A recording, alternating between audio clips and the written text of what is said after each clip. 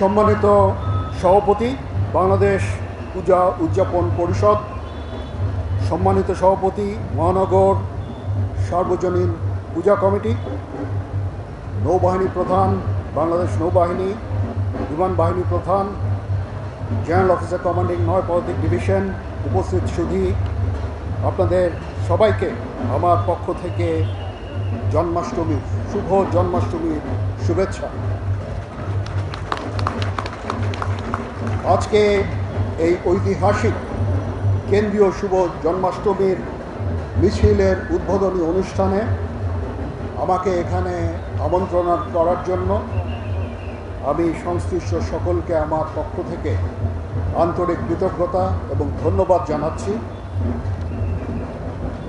আজকে এই যে আনন্দঘন সময়, এখানে একটা গান এবং নৃত্য দিয়ে শুরু করলাম এবং আপনারা এই যে হাজার হাজার ভক্ত এখানে আজকে উপস্থিত আছেন, এখানে বাদ্য বাজছে,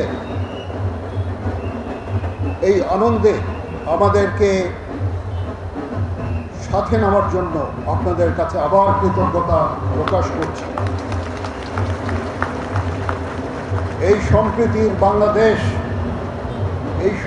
বাংলাদেশ এভাবে আমরা এই দেশে শত শত বছর ধরে হিন্দু, মুসলমান, বৌদ্ধ, খ্রিস্টান, পাহাড়ি, বাঙালি, উপজাতি সবাই মিলে আমরা অত্যন্ত শান্তিতে সম্প্রীতির সাথে বসবাস করে যাচ্ছি।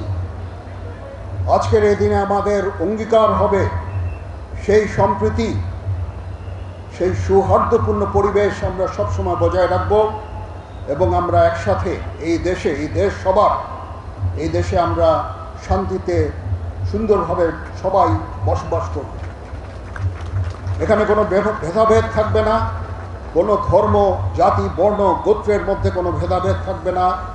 এই দেশ সবার, এই দেশের সবাই আমরা এই দেশের নাগরিক, এই দেশের প্রতিটা অধিকার, আমাদের সবার সমান অধিকার এই দেশের উপরে আছে এবং সেভাবেই আমরা আমাদের সামনের সোনালী দিনগুলো দেখতে চাই।